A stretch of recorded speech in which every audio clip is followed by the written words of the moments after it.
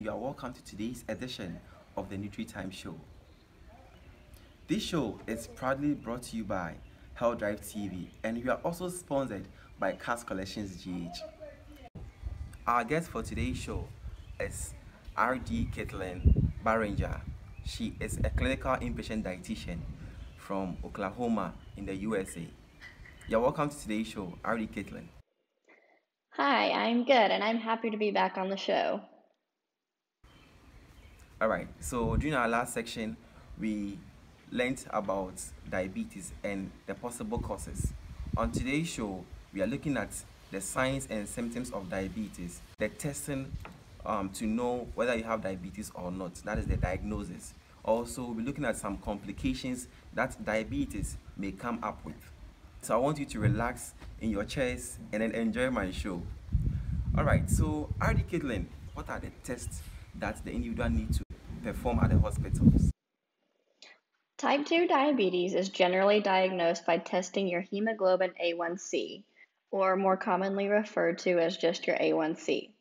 It can be used to diagnose prediabetes, which is when you are at an increased risk, and is also used to diagnose diabetes.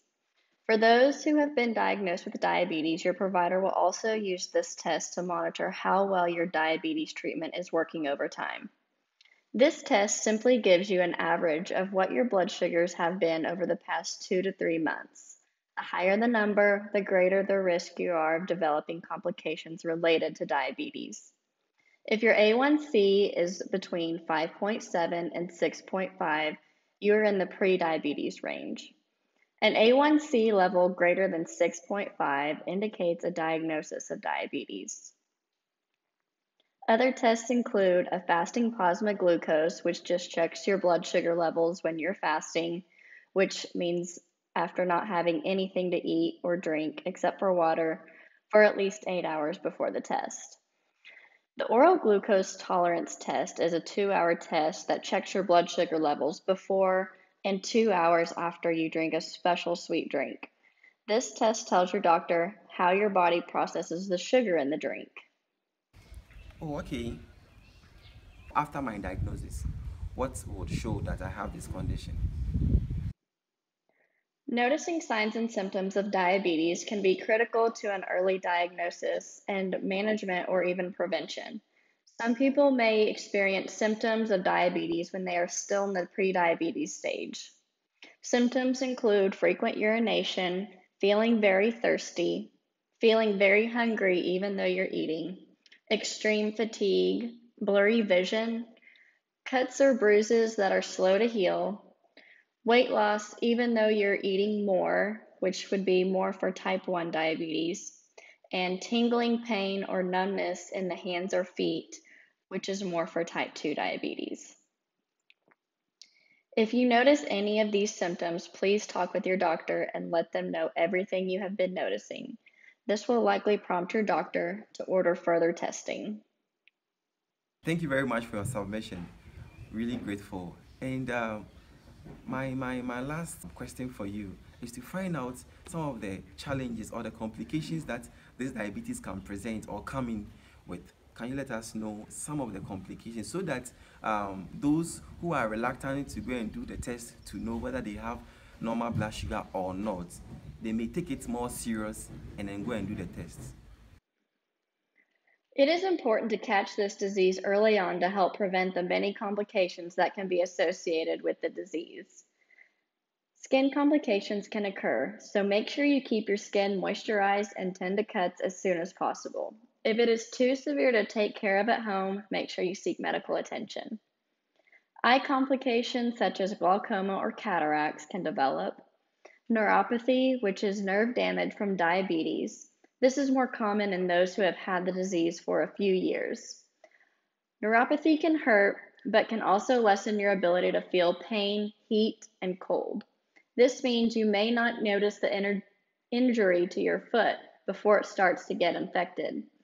Foot complications not only include neuropathy, but calluses, foot ulcers, poor circulation, and amputations.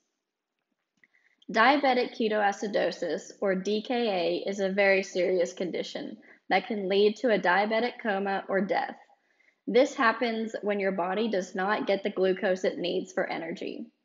Your body begins to break down fat for energy and produces ketones in the blood. This is a result of the body not having enough insulin to use the glucose, which is your body's normal source of energy. The buildup of ketones in the blood make it more acidic. Early signs of diabetic ketoacidosis are increased thirst and frequent urination. Other signs include nausea and vomiting, dry or flushed skin, constantly feeling tired, difficulty breathing, a fruity odor on the breath, and confusion. Kidney disease can also develop from high blood glucose circulation, which damages the kidney's filtration system. High blood pressure that is uncontrolled can lead to heart disease, which is a common disease developed in association with diabetes. Stroke can be another complication, so make sure you keep your blood sugar, your blood pressure, and your blood cholesterol within normal limits. I hope this has been helpful information. Diabetes can be delayed or prevented, which is why it is important to stay on top of your health by visiting with your provider regularly and focusing on your diet and lifestyle. Healthy habits happen one change at a time. Wow. So far, so good. We have come to the end of the show. Thank you very much, R.D. Caitlin Barranger, for today's special time you had with us. We are really grateful, and we hope that we have you on the episode 3 of our topic, diabetes. I look forward to the next episode. Always remember, your nutrition is your health, and your health is your wealth. So you can't afford to play with your health. My name is Clement Akonosechi, and until next time,